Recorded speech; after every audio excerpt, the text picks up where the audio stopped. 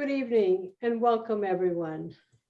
On behalf of Mood Disorders Association of Manitoba and our sponsors, Love You by Shoppers Drug Mart, thank you for joining us tonight as we gather to listen to the fifth speaker in our Women's Speaker Series, Crushing the Stigma, One Story at a Time. My name is Rita Chahal. I'm the Executive Director of Mood Disorders Association of Manitoba, and it's my pleasure to welcome you. Joining me tonight, helping in this live broadcast, of course, are some staff members. I'd like to introduce Pamela Habing, who is the manager of our Women's Mental Health Program, who organizes the speaker series throughout the year, as well as Dana Lent, our Youth Program Coordinator, who will be assisting with the question and answer part of this tonight's telecast. So welcome both of them as well. The Mood Disorder Association of Manitoba offices are located on the original lands of the Anishinaabe, Cree, Oji-Cree, Dakota, and the Dene peoples, and on the homeland of the Métis Nation. We respect the treaties that were made on these territories, and we acknowledge the harms and mistakes of the past, and we dedicate ourselves to move forward in the spirit of reconciliation and working with the Indigenous communities. At this time, I'd like to say a huge thank you to Shoppers Drug Mart, who make events like this possible. In Manitoba, we are the charity of choice for shoppers, which means that the proceeds from the Run for Women go towards supporting the women's program at Mood Disorders. We could not do the work we do without their support. So of course, we love you, shoppers. And our Women's Speaker Series is a monthly online series that's aired on Facebook Live on the third Thursday of each month at 7 p.m. The speaker series was created to give those who identify as women in our community a platform to speak about their stories in an open, in the open, and to feel empowered in doing so. Featuring a different speaker each month, the series kicked off for our 2021-22 series in September with Chantal Kraviazik, and will end on April 21st, 2022. The series is based on our peer support model, meaning that we empower those who may have either suffered from mental illness or mental health issues, either through shared or lived experience, and share their stories of recovery and stories of hope in a safe and supportive environment. We are, of course, very grateful to each and every speaker for sharing her story and providing hope for others who may still be struggling. As a general disclaimer, the views, the information, or the opinions expressed during our Women's Speaker Series are solely those of the individuals involved and do not necessarily represent those of Mood Disorders Association of Manitoba or its employees. The primary purpose of the Speaker Series is to empower women by crushing the stigma of mental health and mental illness one story at a time. This speaker series do not constitute medical or other professional advice or services. And tonight, I'm really very pleased that we are welcoming in another amazing speaker, Debra Jonasson-Young. Debra is a very strategic and visionary leader who has continued to excel at building strong and profitable organization within the Winnipeg's business community for over the past 30 years. I know Debra, over the years, she and I have become friends, and we've often worked together on a number of occasions. Highly educated, she holds an MBA from the Asper School of Business from the University of Manitoba. She's also currently taken on the role of Executive Director of the Stu Clark Center for Entrepreneurship at the Asper School of Business. She's held a number of very senior positions in our community, having served as president of People First, where she was responsible for strategic leadership. She's also worked as vice president of Dufresne Furniture and Appliances, and often taking on the leadership role in helping organizations provide strategic direction and operations. In addition to her very successful professional career, she's also been very active within the community. Debra is past chair and currently sits on the board of associates of the Asper School of Business. She was appointed to the Manitoba Women's Advisory Council, status of Women Provincial Government, And she is a past chair of the Women of Winnipeg, which is one of the groups that I know her through, and the work that group does. Debra is very, very involved and active in that. She's also held a number of other executive positions on various boards, including the Manitoba Museum. She was a governor on that, and also on the Manitoba Hydro Board. The list could go on. You know, there's a lot that she has served and served our community so well. She's also been on the Winnipeg Downtown Board as well, and Tourism Manitoba, as well as the academic world, of course, at Red River College in the business administration program. That's a lot about, about a woman who's done a lot for our community, but also has a story to share with us. Tonight, she will be sharing that story. And as she so very eloquently put it, and I'll quote, "When we commence the journey of our lives, we start out with hope and no idea where life might take us. Life is full of ups and downs, unfairness, challenges and struggles, happiness and joy. Life will throw up roadblocks and challenges that will test us and humble us. But it is precisely during these times that we build our muscle, our strength, and our resilience," unquote. I am delighted to be personally welcoming Debra. So please, ladies and gentlemen, please join me in welcoming Debra to tonight's speaker series. Welcome, Debra. Well, thank you very much, Rita, for that very gracious introduction and for the opportunity to speak to at least tell a little bit of my life story. My focus tonight is definitely going to be on my career, because it was such an important and is such a very important part of my life, and where most of the significant milestones of my life have happened. And many of the negative and positive things have emanated through my career over the years. So my focus is going to be a little bit more that way, but I want to start out with a quote and an excerpt from a book called Let Your Life Speak by the famed American author and activist, Parker Palmer. "When we finally escape the darkness and stumble into the light, it is tempting to tell others that our hope never flagged, to deny those long nights we spent cowering in fear. The experience of darkness has been essential to my coming into selfhood, and telling the truth about the facts helps me stay in the light. But I want to tell the truth for another reason as well. Many young people today journey in the dark, as young people always have, and we elders do them a disservice when we withhold the shadowy parts of our lives. When I was young," Parker continues, "there were few elders willing to talk about the dark. Most of them pretended that success was all they had ever known.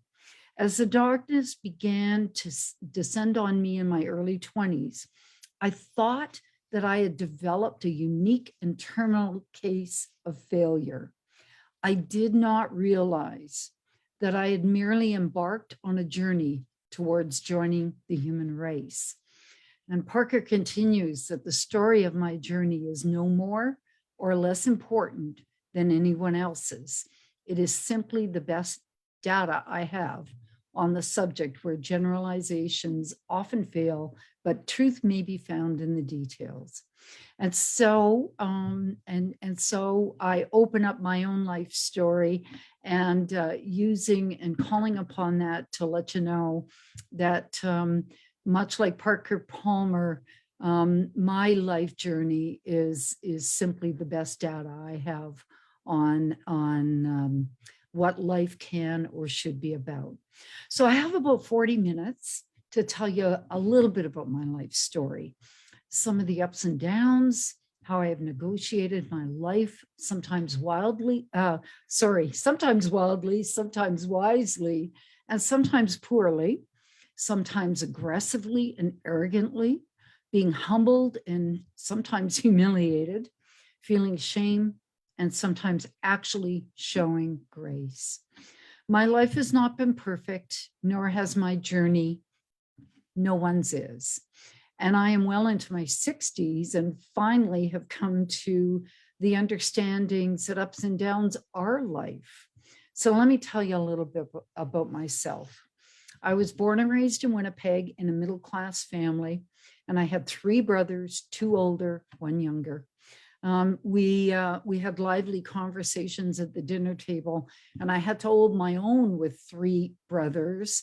And that's probably what gave me an interesting start in life relative to, being able to hold my own in business. I lived a fairly uneventful childhood. I did well through elementary and junior school. I hit high school, and I have to admit I was a bit of a delinquent at that point in time, socializing, skipping school, smoking, developed a lot of bad habits. After high school, I started university, but I quit about 3 months later, mostly because I didn't apply myself, because my bad habits had led me down a not so great path. I fell behind, and then I got overwhelmed. So during my high school time, I had a part-time job at Eaton's department store. And some of you may remember that iconic store that actually went bankrupt about 20 years ago. And I just kind of fell into working there eventually and was put on for full time. There are many people in this world who seem to be sure of what they wanted from their lives and their careers. And I have to admit that I've always been envious of those folks because I never fell into that category. I just kind of intuitively went where I needed to go. And for me, I've always had a burning desire to do something great, but I never really quite knew what that was going to look like.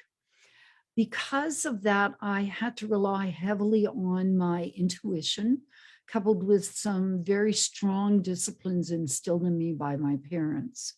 So strong work ethic was part of our family value system, as was personal accountability. And I have to tell you, I probably have taken personal accountability to a fault. That is not something that I should or I do brag about, because it's too much burden to have on one's shoulders. Honesty and integrity was another one of those value clusters. And integrity for me is not about just saying integrity. It is about the challenge in the moment, every day in life, in really, really challenging yourself to live that life of integrity. Gratitude was another one, although I have to admit, I have not been near grateful enough for everything that I have and have been able to accomplish. And of course, respect for others. And another thing with respect for others, because I tended, particularly in my early life, to have quite an anger streak. And I did take it out on people that I worked with and for early in my career. And that is, of course, not very respectful of others, but we do grow and learn as we get older. I'm also a very competitive person. Got me into big trouble in my younger years. And ultimately, I had to learn to temper and channel my competitiveness. My arrogance most certainly could have sidetracked me over the years, as we have seen it that happen to a lot of people. And I've always done things my way. And because of that, I've often done them the hard way. And I have not always made the right choices in my life, but I have never relinquished control of my life to anyone other than me. And that is one thing that has been a defining thread throughout my life. So I've had a number of major careers during the course of my life, Eaton's for 27 years. It was where I lived, grew, and I grew up through many of the important moments of my life. And I'm going to speak a little bit more in depth about that experience in a minute. After Eaton's, I went on to Videon. After I took my MBA, I went on to Videon Cable Systems, Shoppers Optical, Dufresne Furniture and Appliances, People First, and then landed at the university latterly in my career, first as executive director of the executive education program, and secondly as the director of the Stu Clark Center for Entrepreneurship, where I am now. And all throughout that, I also have my own consulting company where I provide some business consulting services. So I want to talk a little bit about Eaton's. I have this incredible soft spot for Eaton's in my heart. I had an incredible career with them, starting at 17 when I was in high school. I started in the bun department selling buns in the basement of Eaton's Polo Park. And I continued working for Eaton's while I was going to university. And when I quit, I just kind of had a part-time job there, and the HR people found out. And at that point in time, they said, hey, we've got some full-time jobs. Do you want one? And that's kind of how I landed my career at Eaton's. Just as an aside, I met my husband at Eaton's. I was married at the age of 22. And, I met him there, and life was going really, really good. Everything was wonderful with my career. And at some point in time, I just kind of decided that I wanted to be a manager. And when I made that decision, I really started to climb the ladder. And, things started moving for me. But early in my career, life events intercept as they always do. And at the age of 24, I unexpectedly lost my father, who was 54. Now, it was a life-changing event for me. There was no indication that was going to happen. And I'm not the only person who has lost a loved one when we are young, but I tend to be a bit philosophical at things. And this, the opportunity, it was really soul crushing for me. But at that point in time, I said to myself, I'm gonna really work on my career, and I'm gonna move ahead because my father would be proud of me. So that was a driving force for me for a number of years. These are really, really real moments which help to bring us back to momentary consciousness, where we're really alive and thinking about what we do. And it served great focus for me at that time. By the mid-'80s, at the age 32, I had attained a middle management position as group sales manager for women's fashions for Manitoba Thunder Bay. And my peers at that point in time were all men in their 50s and 60s. Now, gender equality was not a thing then. And there was no compassion for women, often on the part, well, definitely on the part of the men that I worked with, but often the part of women also. There was no compassion in general, let alone for women in management. It was lonely. And I had to rely on my own wits. And like many women of my generation, we simply didn't share anything of this for fear of being perceived as weak. And because we didn't share, it leads to carrying the weight on our shoulders all by ourselves.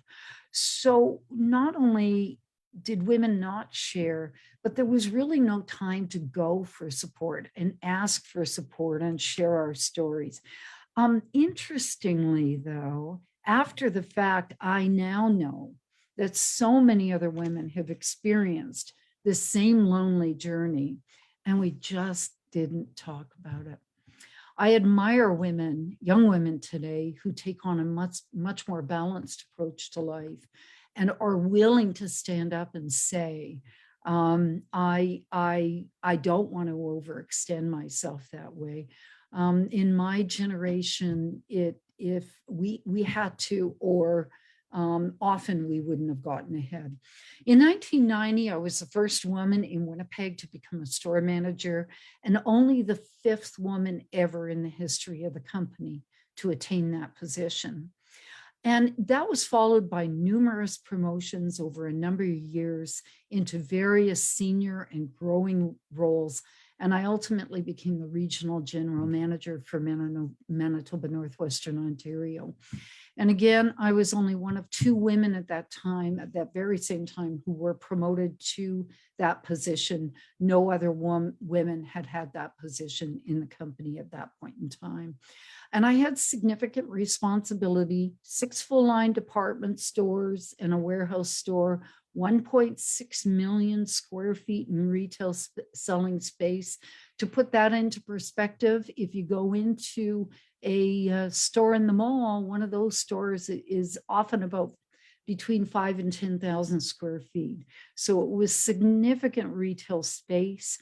Over 250 million in revenues at that point in time, and 1,000 employees. And I was accountable for everything that happened within the market.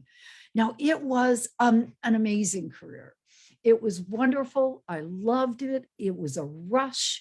I lived through many, many good years with Eaton's, but I also lived through the most trying years of my entire career. So I want to spend a few minutes right now talking about when things all went sideways with Eaton's. This is one of those life events when you have to show leadership no matter how you feel, and often you don't feel like showing it. In the mid-90s, the financial results for the company started going downhill. And you know what, to be honest with you, I mean, I was in my 40s then, and I really, I had no experience at this, and I had no idea how to really look at the markers and understand that the company was in real trouble. And, you know, when I look back at it now, I'm almost embarrassed because I can now look at organizations and just by the, especially retail stores, by how they're spreading out their inventory, I know there are problems on the horizon. It continued to go that way. And then in 1997, I got a call to go down to the Toronto head office. In the call, I was told that I couldn't tell anybody where I was going. I had to book my own flight, and I had to be very, very confidential about it. And when I got there, I was herded into a room with the other senior leadership from across the company and the home office. And we were told at that point in time that Eaton's was going to be filing for bankruptcy protection. And they had approached the courts to go before the courts, but didn't know exactly when that would happen. And so we were told that we had to, that we couldn't tell anybody, that we had to go back to our markets and wait for the call so that we could start showing leadership within the market area. Now, you know, I'm in my 40s. I have a mortgage. I'm part of the dual income support structure of my home.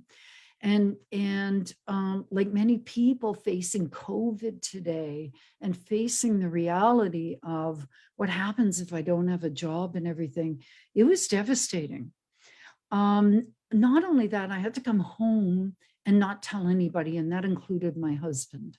So I had to carry that for 2 weeks until I got that call. And then at that point in time, I had to jump into action to notify 1,000 employees that the company was going into bankruptcy protection. Now, you know what? It's an awful thing to have to talk to people, 1,000 heartbroken people who were feeling the same way I was. What would happen to my career? What would happen? What about my mortgage? What about my job? The next 6 months until the company came out of bankruptcy protection was an interesting study. I mean, I learned a lot during this time, but it was pure hell.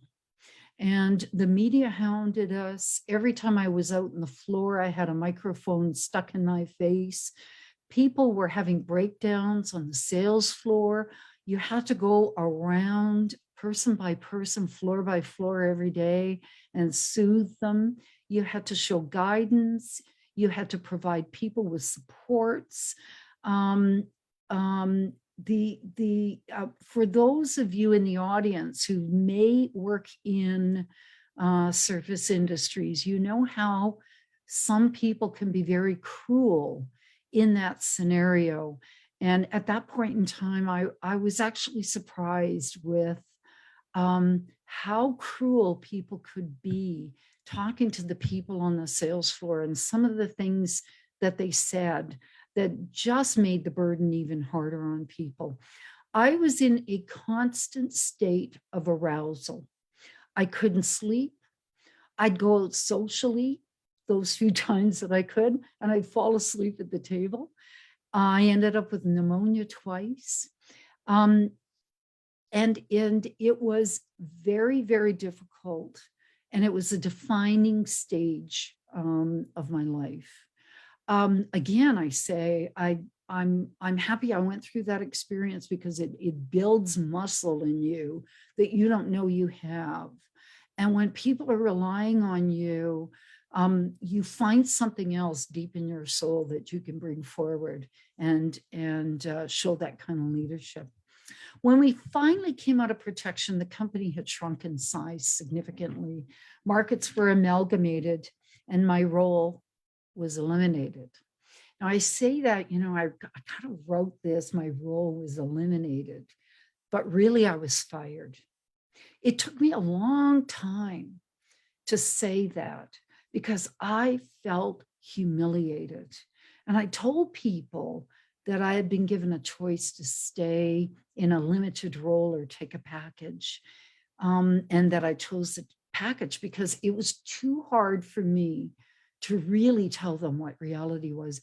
I was so embarrassed. Now, since then, many organizations have gone into bankruptcy protection and gone that road, but it was so lonely and so mortifying. Walking away was simply one of the saddest times of my life. My whole life had been built around this organization, and I was defined through my work. When I was cut loose, I didn't know what to do, and I held it all in.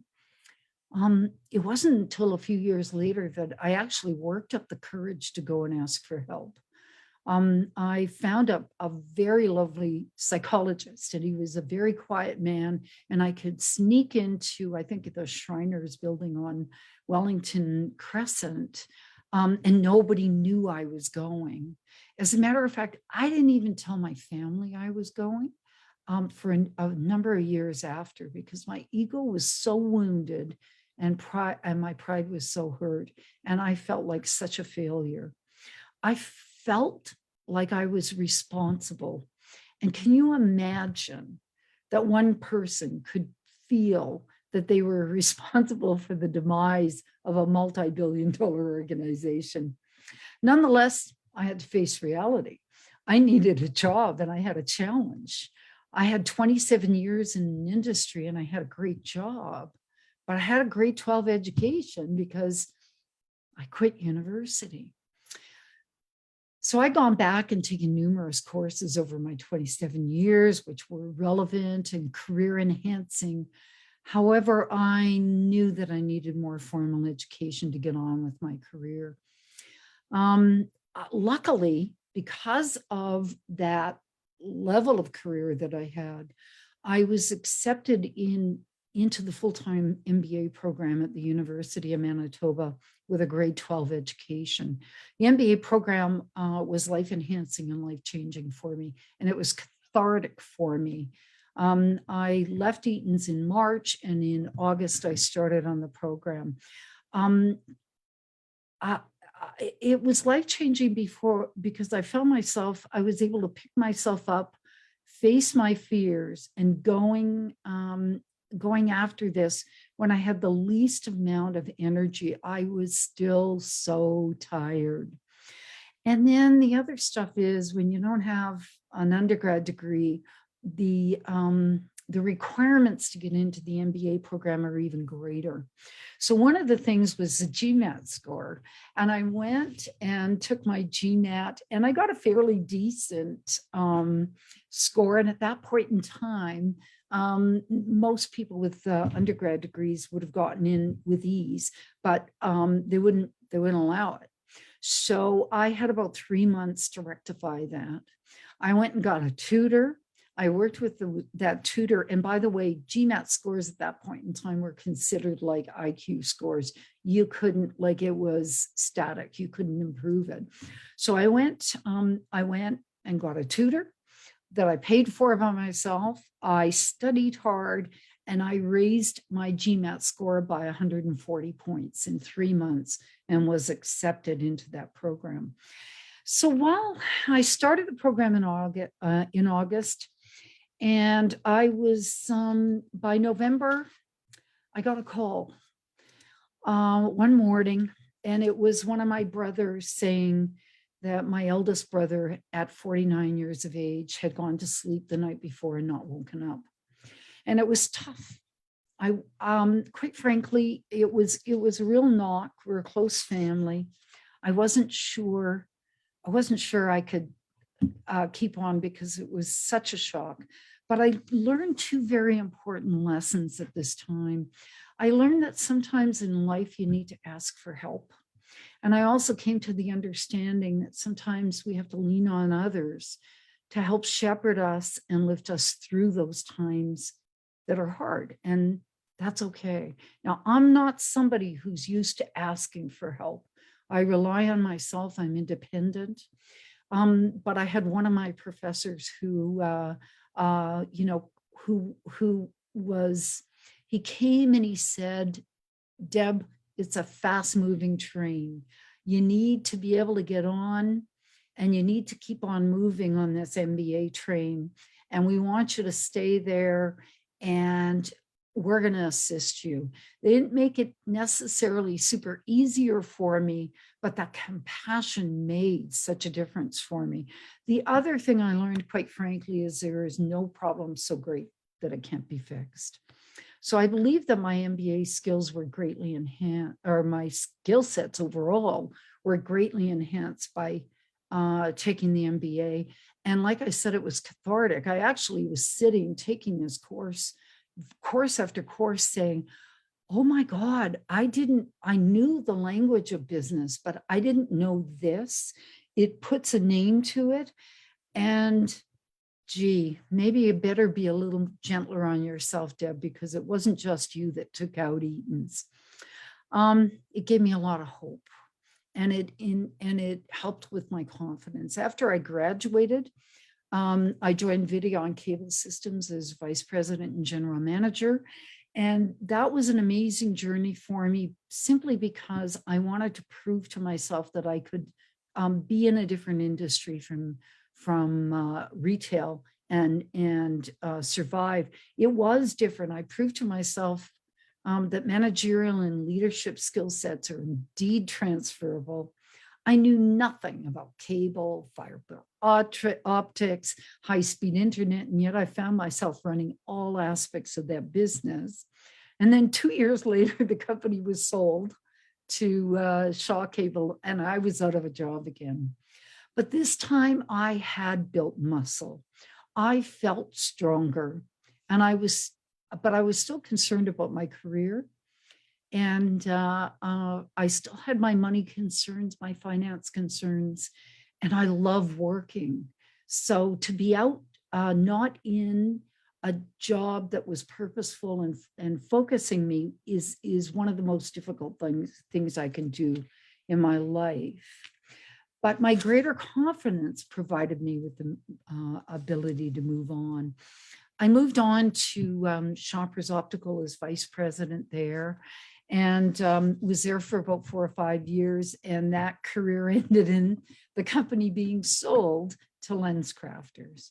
I went on to various roles, as Rita had indicated, VP of Dufresne, president of People First.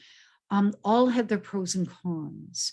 During that time, I had some of the most amazing times of my life, and I had some simply difficult times. I continued to experience misogynist behavior, disrespectful behavior, behavior where there were a lack of leadership skills, a lack of understanding of how and what motivates people. And each one of those carried with it its own challenge. The only thing I will say is I have had a marvelous exposure to a variety of different areas during the course of my career. And I really enjoyed the ability to move into different companies and not stay for another 27 years in one place. Ultimately, I joined the U of M 6 years ago as director of executive education, and now I head up the Stu Clark Center for Entrepreneurship, which is simply one of the most exciting places I've been, but it's probably about a tenth of what I've had to run and manage in past. I'm decidedly at a different stage in my career, but it took me some time to settle into these roles because it was less responsibility, significantly less. Now I made the choice to go there, but you know what? It was a little hard getting used to not being president and not being vice president and having those impactful titles behind my name anymore. My pay is not what it used to be, nor the authority that I have had in the past it isn't the same as what I've had before. And I've had to learn a whole new set of skills about letting go and accepting that it's okay to be where I am. What I found out is that often my concerns were mostly in my own head.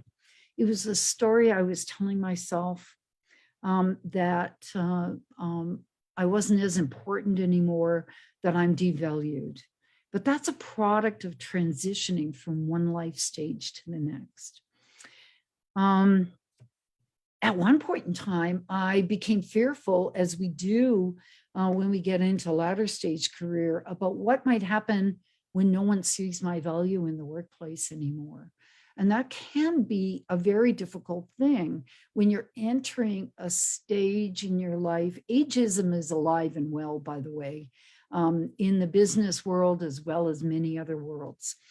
And so this concept of saying, I want to be a contributing member, I want to make a difference, and I'm getting older. What happens when people don't see my value anymore? And that really was starting to frighten me a little bit. So at that time, I had been speaking with someone who had gone through a coaching process with a company called Frame of Mind Coaching. And they're a Canadian company. When I investigated them, it resonated with me. And I've been engaging with a coach from that company for the last 3 years now. Frame of Mind works on an accountability model, so it resonates with the kind of person I am. It really changes you and your thought processes. They have a number of focuses that they have. Things like what you focus on grows. So if you're focusing on all the negative things in your life, if you're focusing on, oh my God, what am I going to do when nobody wants me anymore? Then it's going to grow in importance in your life. So that's something that is critically important to work on, so that you provide yourself with a much more hopeful look into the future. Another one is you can be right or you can be happy. I spent a good portion of my life, I had to be right. And even I look back now and I think, wow, sometimes when I clearly wasn't right, people must have thought, wow, what a foolish woman. But the concept of you can be right, or you can be happy, or you can be at peace is something that is resonating much more with me now. There are many things you can't control in life. As a matter of fact, most things you can't. And you have to have the wisdom to understand what those things are and not try and push water uphill. And one of my favorites is we are not our thoughts. I have an active brain. I am one of those people who I have, my brain is constantly on the go. And I'm amazed at some of the things that pop into it. And I think, where the heck did those come from? And then I remember we are not our thoughts. It's just a thought passing through. So it's been very hard work over the past 3 years. It's not easy to challenge your beliefs and your assumptions. I'm not there yet. But what I have learned over the past few years is that no matter what stage of life or what age you are, growth doesn't have to stop. I'm kind of like, I admire Betty White at 99, almost 100, who still was out there doing things. And I want to be that person who never stops, who keeps active, who keeps my brain going. So work has always been has always played a very central role in my life. I indicated before, I've been defined by my work. That is not good. Many, many times, because when you put your faith and your life into the hands of somebody else that way, it can be quite challenging. But it definitely is how I express myself. It challenges me and it motivates me, and it provides me with a tremendous outlet to use my talents. Now, I don't want you to think that that's the only important thing in my life. In addition to my work history, Rita has talked about, I am very actively involved in the community, and I give back through my board work. I do that because I want to add my knowledge to what occurs in these great organizations, and I get so much from it. I've been married for over 4 decades to a wonderful individual who I always say wasn't ever a cheerleader for me, but he never got in my way. I have 1 daughter, 2 grandchildren, dogs. I've had the privilege through both work and personal of traveling the world, to Europe, Korea, Japan, China, South America, Iceland, Mexico, the Caribbean, and from coast to coast in Canada. I've run half marathons, so I'm quite active that way. I played volleyball indoor and sand. I do hot yoga. I sing in a band with 3 guys who I went to high school with. We started singing then, and we still do today. I read tons. I am a big fan of Audible, because Audible, I can listen to, I should have been born in the 40s, because I love listening to stories on the radio. We have lots of friends, and we have an active social life. So this has been an abridged version of my life. Here are a few takeaways.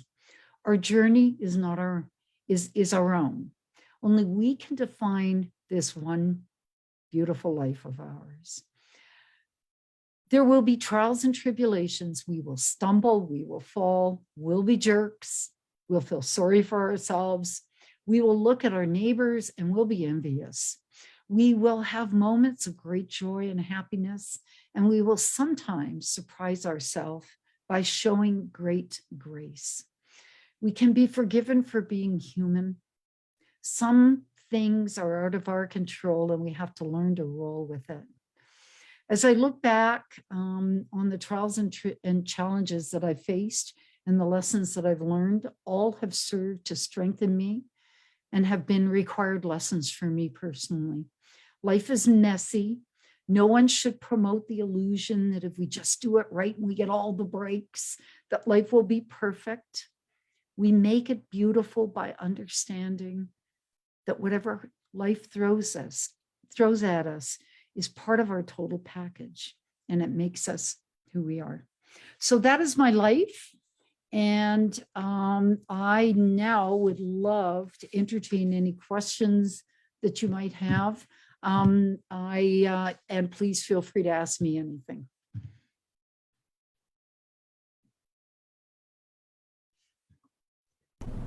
Thank you so much, Debra, for sharing your story with all of us. You know, you and I come from a same generation, and I could resonate so much of what you shared tonight. I could identify with. I'm also, you know, I'm sure that I'm not the only one who's deeply impacted by your word, and it takes bravery and courage to talk about our mental health and the experiences that one goes through, and you certainly shared a lot. Also, thank you for sharing with us the growth in your career and how you managed each of those, and always being able to take that leadership role. Each time we make concerted efforts to help ourselves and each other, you know, we chip away at that piece where we want to just keep things to ourselves. And you talked about that tonight. I'm not sure where we are with the questions, but maybe I'll start with a couple of questions myself. As I said, you know, I did identify with a number of your experiences, especially coming from that era when employment equity was just starting out, and we weren't always sure that we were going to get treated the way we should have been. I'm really interested in the comments that you started out with. You talked about integrity, gratitude, and respect for others. And I think those are such valuable lessons. And you realized those early in your career. And how did you continue to make those as your base in terms of moving forward? I think that's what I took away, that in every step of your journey, those were always the foundation of where you were. Thank you, Rita, for that question. Yes, they definitely were values instilled by my parents, but they're lived values also. And when we talk about lived values, that's where the challenge comes, right? Because in the face of some of these things, it's really hard not to get angry. It's really hard not to be disrespectful. Especially when you're being disrespected. And I would love to say that I always acted with panache and you know, great grace, but I didn't. And you know, there were times I can tell you when I was like, I dealt with certain men in my early career who were very domineering and authoritative, and they thought they could roll over you. And because I grew up with three brothers, I was used to arguing, and I was used to commanding and doing it my own way. And so, you know, that helped me in a way, but it also got me in trouble with my peers because it came off as too forceful. And sometimes I was downright disrespectful. The other side of the coin is in leading people. And, you know, I would say during the course of my career, I think I'm a much better leader now. But I used some of those same tactics that were used on me on the people that reported through to me. So that meant I was authoritative. I got angry. I commanded, and I don't look back at that with great pride. As a matter of fact, I'm pretty sure if a few of those people were here today, they'd probably have a few things to say. However, I can tell you that I never came away from some of those situations not feeling poorly about it, not saying to myself, you didn't do that well. Now, it took me a long time to get to the point where when I did that kind of stuff, I actually could apologize for it. I do now. I do. When I catch myself doing something like that, I go back and apologize, and I apologize publicly. So it's been a journey. It's been a journey. And you've certainly shared some life lessons for our viewers tonight from your life journey. But one of the things that that resonated with me as well, deeply, is in a leadership role, it's often very lonely at the top. I mean, we coined that phrase a lot, but we never really truly get into the depth of what that really means. And often, you're not only carrying the burden of the responsibilities that you have, but often you cannot share it with anyone, including family members. And you alluded to that. There were, in your experience with Eaton's. How did you deal with that loneliness? And I know you talked about that then it got to a point where it was okay to ask for help at a certain time in your life. But having been in similar roles as yours, having a leadership role, and that feeling of loneliness and not being able to share and deal with some of that stress and trauma, not always trauma, I wouldn't say trauma, but some of the burden of being a leader. How did you manage that loneliness and still keep moving forward? Well, Rita, you would know this. We never had the luxury of sharing that kind of stuff. That's right. That's exactly because right. Again, the minute you did, the fear was always that you would be looked at as weak, not able to lead, especially as a woman. So, truthfully, I sucked it up most of the time. Yes, because you have to, and that's not good. I did that. I think I overburdened myself, and I probably took it out of my family, who were very gracious and took it often. But the one thing I did do always was I read a lot. So I would, at any point in time when I was trying to discern how to move forward, I would look often to books to assist me, and sometimes all you need is one tiny little thing that's said in the right way and you move forward. But many women at that time, we didn't have groups. My friends were all stay-at-home moms. They not only could not understand, they didn't want to understand. Many of my peers were men. Now, some I was able to, speak with in certain situations, but a lot of the stuff, especially the Eaton stuff, and other times during the course of my career, and Pam will know some of this too. It just, you had to just suck it up and make your way through. And I think that's why I ended up with pneumonia, with insomnia, with all of that. And I think that's the toll it takes. Yes. And that's why I love more younger women now say, I want to be able to do this, but I'm not making that kind of sacrifice. I think that's wise. Well, thank you for that. We can certainly, I'm not sure what the question situation is like, but we can take questions from our audience.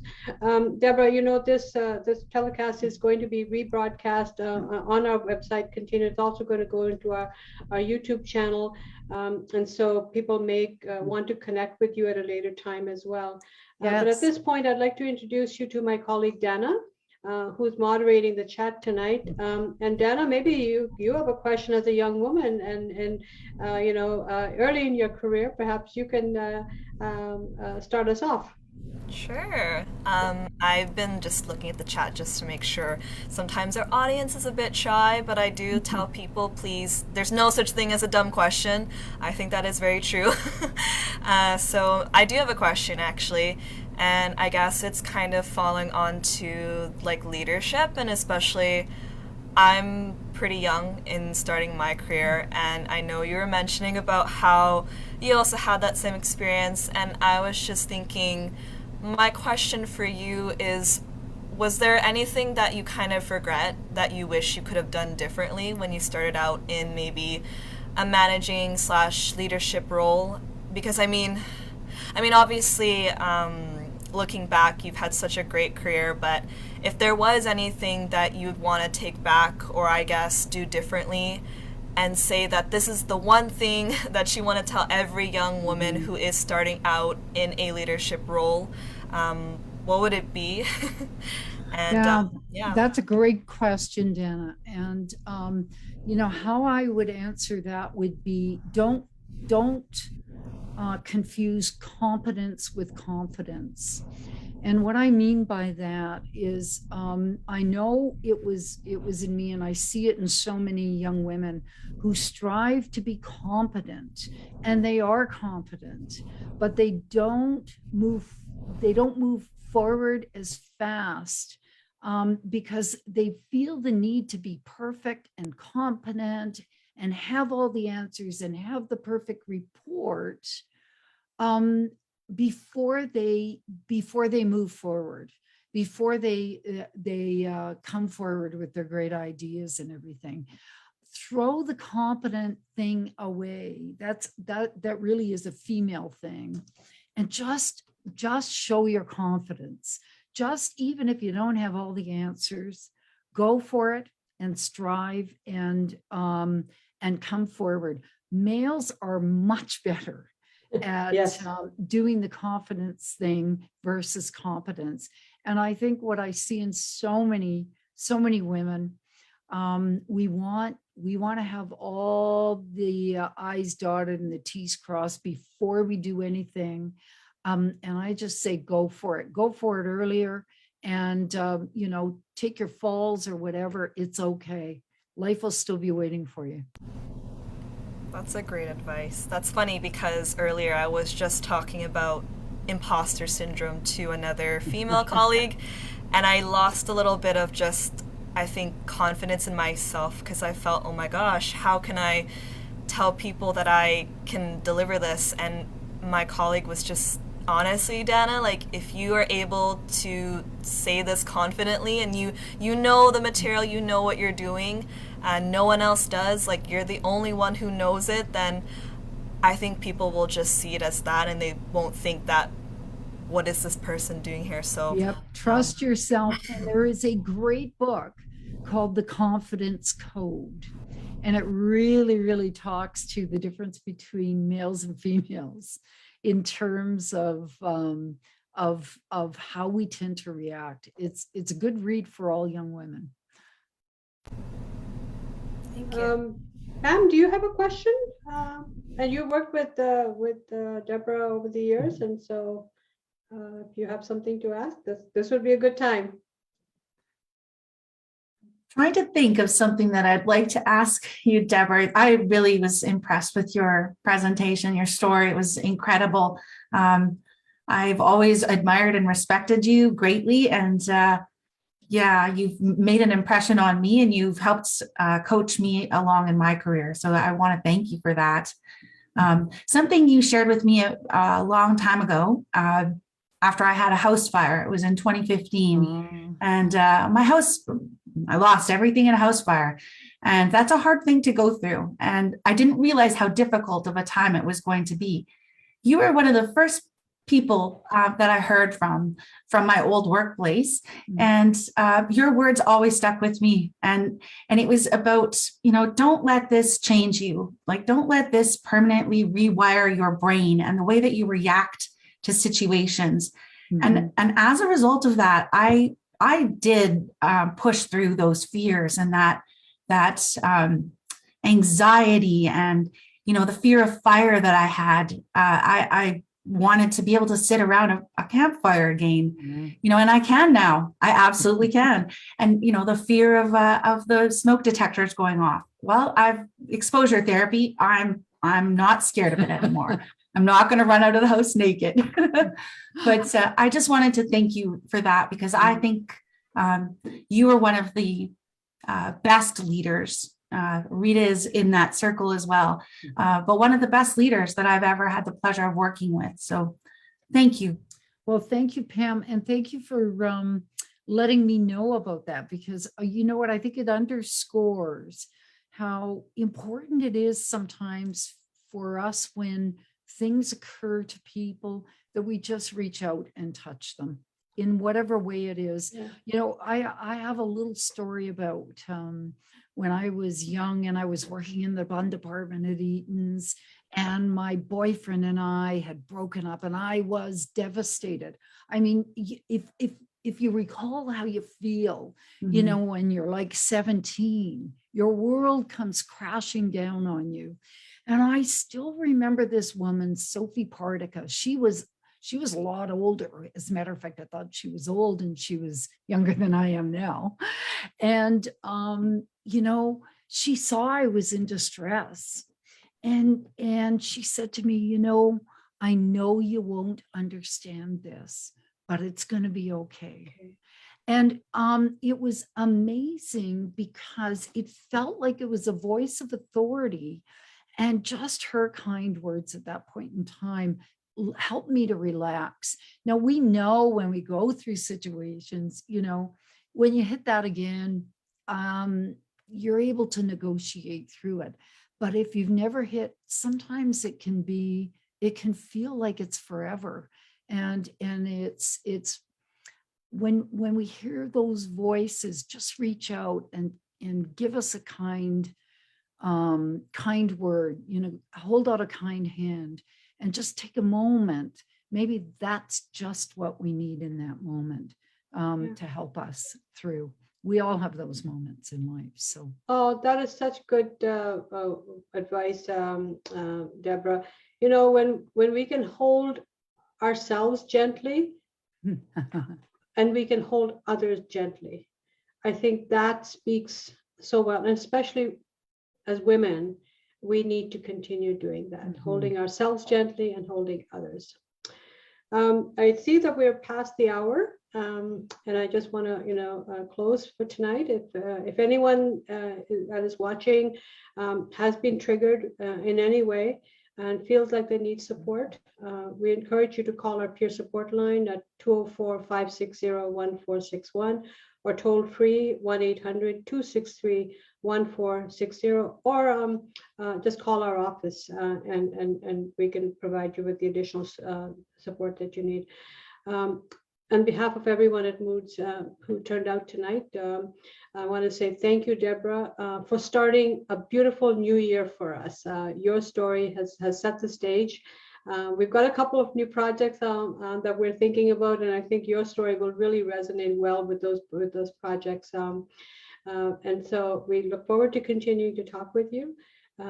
Please stay connected. And on behalf of everyone here at Moods, thank you to you and to all those who turned in tonight.